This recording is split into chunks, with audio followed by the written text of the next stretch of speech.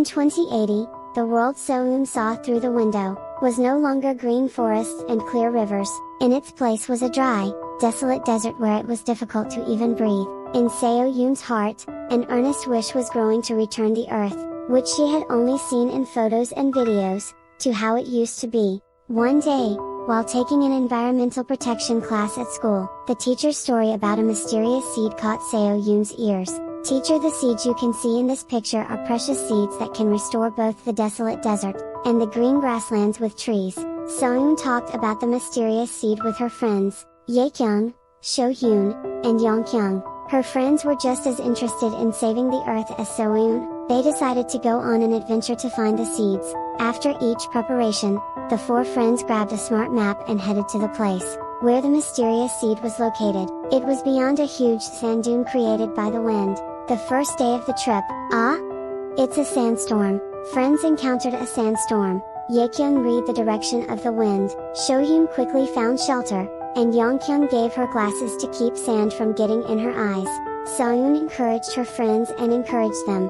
Their unity was heartwarming, as if they had been on an adventure together for a long time. When the sandstorm subsided, the friends miraculously discovered an oasis, perched on a sand dune. There they realized for the first time, that their abilities were connected to nature. Ye-kyung gained the ability to control wind, Seo-yoon gained the ability to control water, and Yong-kyung gained the ability to control light.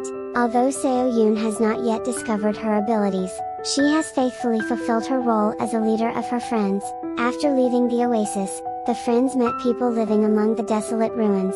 They complained of the suffering brought about by environmental destruction, and warned friends looking for seeds. It is said that a huge creature called the Guardian of the Desert is guarding the seeds.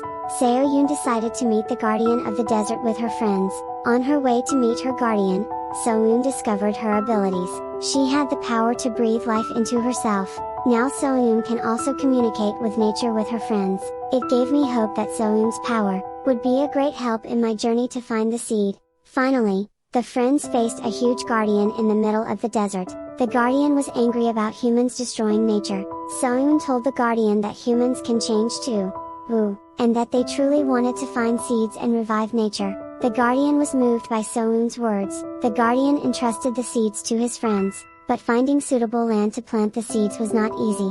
Ye-kyung followed the wind, Seo-yoon looked for a place where water could flow, and Yong-kyung looked for a place with good light. Seo-yoon used her friends' abilities in harmony to find the optimal location. The friends found the optimal location and planted seeds.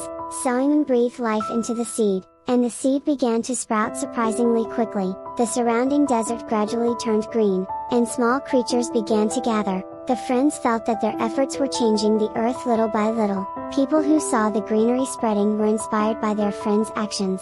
They also started planting seeds in their own areas.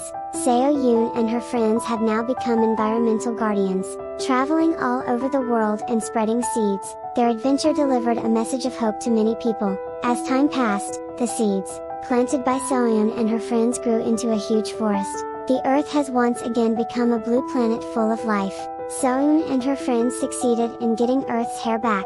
They learned how to live with nature, and passed on their love for the earth to others. And, as always, Seo-yoon moved toward the future, dreaming of new adventures.